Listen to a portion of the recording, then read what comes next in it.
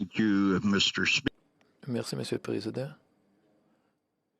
Ma question s'adresse au leader du gouvernement au Sénat.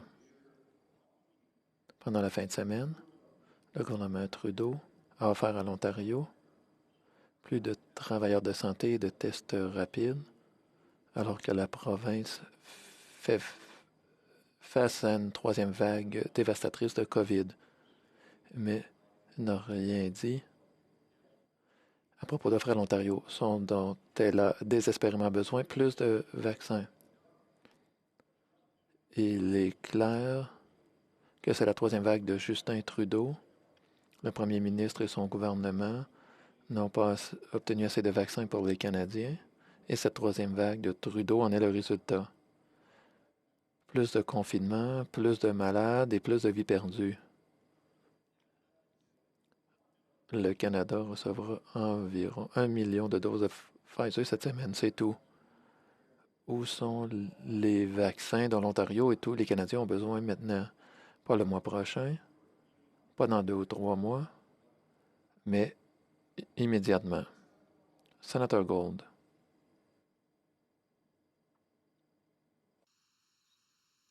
I know you would like to be muted, Senator Gold, but I can't hear you. Well, no, thank you for that. Thank you for your question. Merci pour la question. Le gouvernement comprend la frustration de nombreux Canadiens. Le fait demeure que le gouvernement du Canada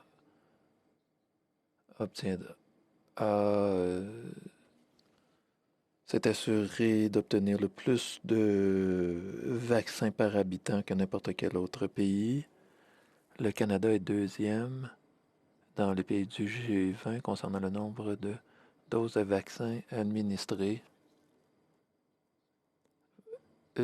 par centaines d'habitants.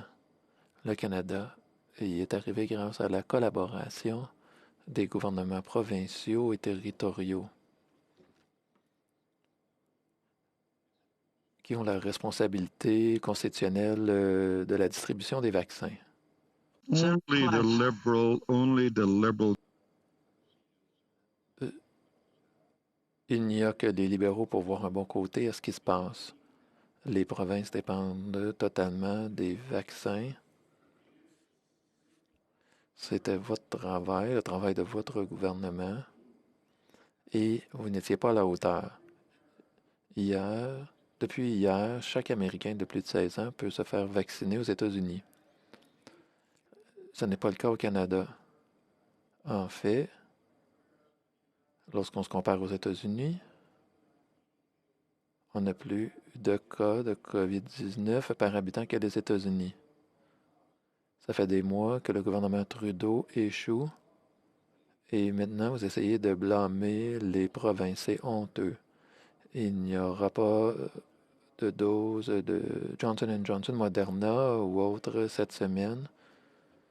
Alors c'est échec après échec après échec pendant cette dangereuse troisième vague de Trudeau. Des cliniques de vaccination ont fermé et des dizaines de milliers de rendez-vous ont été annulés parce qu'il n'y avait pas assez de vaccins.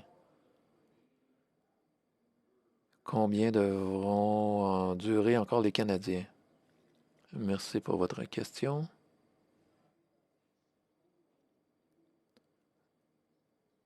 Le seul qui blâme les gouvernements provinciaux, c'est le leader de l'opposition au Sénat.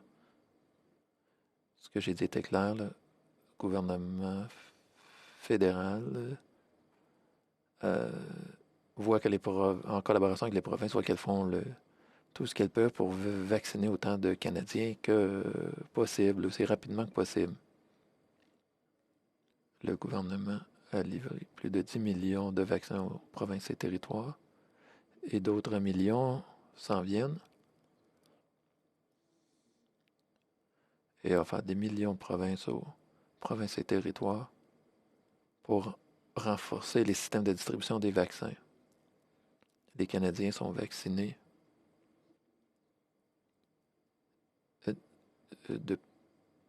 sont de plus en plus vaccinés et